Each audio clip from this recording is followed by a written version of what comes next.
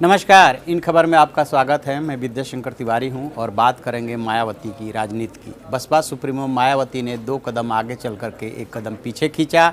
परिवारवाद के आरोपों से जूझती हुई मायावती ने पहले अपने भाई आनंद कुमार को उपाध्यक्ष से हटाया, फिर अल्टीमेटली उनको उपाध्यक्ष और भतीजे आकाश को जो है केंद्रीय समन्वयक संयोजक घोषित कर दिया। खैर, ये तो रही उनकी बात। परिवारवाद की राजनीति को लेकर के जो हिच थी वो हिच उनकी ख़त्म हो गई कि उन्होंने अल्टीमेटली जो अपना वारिस चुना वो परिवार से ही चुना और ये साबित कर दिया कि जितने भी क्षेत्रीय दल हैं उनका एकमात्र मकसद परिवार का हित साधना है। लेकिन इससे भी बड़ी खबर है वो ये कि आखिरकार उन्होंने गिरीश चंद्र जाटव को लोकसभा में पार्टी का नेता घोषित करके और क्यों कुंवर दानिश अली को घोषित कर दिया, क्यों गिरीश चंद्र को मुख्य सचेतक बनाया, क्यों श्याम सिंह यादव को उप सचेतक बनाया और क्यों अखिलेश यादव पर उन्होंने ये कहते हुए वार किया कि वो चाहते थे कि मुस्लिमों को कम से कम टिकट मिले। दरअसल इसी में मायावती की राजनीति छिपी हुई है।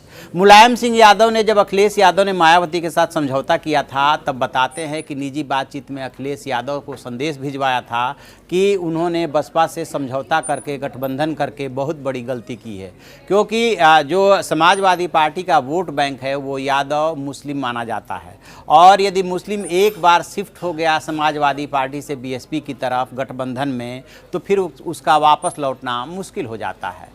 ठीक इसी राजनीति को पकड़ा है मायावती ने। जब लोकसभा चुनाव में अपेक्षित सफलता नहीं मिली और दोनों के राह अलग हुए तो मायावती ने जो पहली प्रेस कॉन्फ्रेंस की उसमें अखिलेश यादव और डिंपल यादव की काफ़ी तारीफ़ की थी और ये कहा था कि यदि वो अपनी पार्टी में सुधार कर लेते हैं तो फिर वो आगे गठबंधन बना रह सकता है। अभी फ़िलहाल वो उपचुनाव बीएसपी अपने दम पे लड़ेगी। लेकिन आखिरकार क्या हुआ कि 2 हफ्ते में ही मायावती ने जो दूसरी प्रेस कॉन्फ्रेंस की या मीडिया से बातचीत किया या ट्वीट किया उसमें जो है उन्होंने अखिलेश यादव के ऊपर हमला बोला और ये क्यों उन्होंने कहा कि अखिलेश यादव चाहते थे कि मुस्लिमों को कम से कम टिकट मिले, ये आज उन्हें कहने की क्या ज़रूरत पड़ी। वो इसलिए कि वो ये साबित करना चाहती हैं कि अखिलेश यादव मुस्लिम विरोधी हैं, वो चाहते नहीं थे कि मुस्लिमों को ज़्यादा टिकट मिले। तो सबसे पहले तो उन्होंने मुस्लिम वोट बैंक को लेकर के ये दाव चला और ये मैसेज दिया, क्योंकि अखिलेश यादव के ऊपर पहले भी आरोप ये लग चुके हैं। खुद उनके पिता मुलायम सिंह यादव कह चुके हैं कि आपके ऊपर ये आरोप लगता है कि आप मुस्लिमों को लाइक नहीं करते हैं। उससे जो है मायावती की बात जो है एक साथ जा कर के चिपक जा रही है और ये मुस्लिमों में संदेश देने के लिए मायावती ने ये दाव चला। दूसरा दाव ये है कि जो दलितों का वोट है वो 20-22%, 25% के आसपास है, उसमें जाटव मायावती के साथ रह गए हैं।